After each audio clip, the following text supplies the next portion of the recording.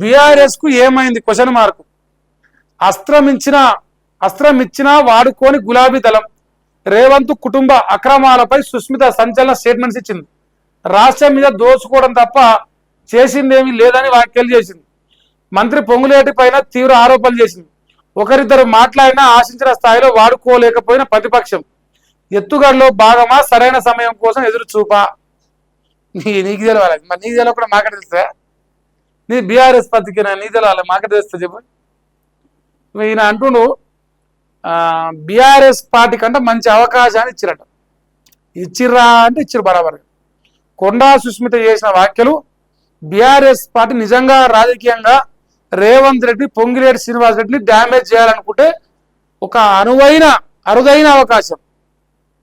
ఈ అవకాశాన్ని ఎందుకు వాడుకుంటలేరు అంటే రేవంత్ రెడ్డి సేవ్ చేయాలనో లేదంటే పొంగులేటి శ్రీనివాస్ రెడ్డి సేవ్ చేయాలనో బీఆర్ఎస్ పార్టీ కూడా ఉన్నట్టే అనిపిస్తుంది.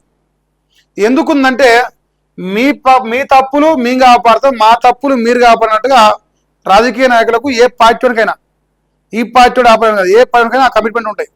సో ఆ కమిట్మెంట్లో భాగంగానే మరి మేబీ ఇది ఏమైనా చేసిరా అని నా డౌట్. సో అందుకే వీళ్ళకు ఇంత అరుదైన అవకాశం దొరికినా డైరెక్ట్ ప్రభుత్వంలో మంత్రిగా పనిచేస్తున్న కుటుంబం నుంచి వాళ్ళ అక్రమాల పైన, వాళ్ళ అవినీతి దందాల పైన ఆరోపణలు చేసినా దాన్ని రాజకీయంగా బీఆర్ఎస్ పార్టీ హైలైట్ చేసుకోవడం లేదు. ఇది కళ్ళగట్టిన కనిపిస్తున్నది, మనందరం చూస్తున్నాం.